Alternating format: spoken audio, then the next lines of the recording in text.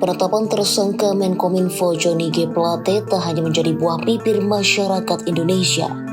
Sejumlah media asing seperti Reuters, AP News, dan Bloomberg turut memberitakan kasus dugaan korupsi Plate. Dalam artikelnya, Reuters menuliskan pihak berwenang Indonesia menangkap seorang menteri kabinet senior yang bernama Johnny G. Plate. Disebutkan Plate merupakan menteri kelima dalam pemerintahan Presiden Joko Widodo yang terjerat kasus korupsi.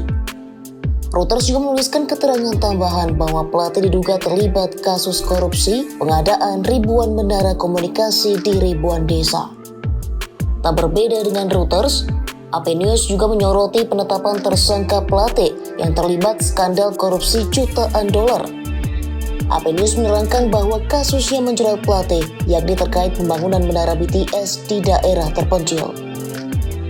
Media yang berkantor di pusat New York, Amerika Serikat itu menuliskan potensi tercorengnya kredibilitas Presiden Jokowi jika kasus ini terbukti. Media asing berikutnya yang menyoroti penetapan tersangka Menkominfo Plate adalah Bloomberg. Bloomberg menuliskan dengan judul Indonesian Tech Minister Detained as Part of Corruption Case. Disebutkan, Kejaksaan Agung menyelidiki peran Plate dalam dugaan korupsi proyek stasiun pangkalan nirkabel 4G. Senada dengan AP News, Bloomberg juga menuliskan bahwa proyek itu bertujuan untuk mempercepat layanan telekomunikasi di seluruh negeri.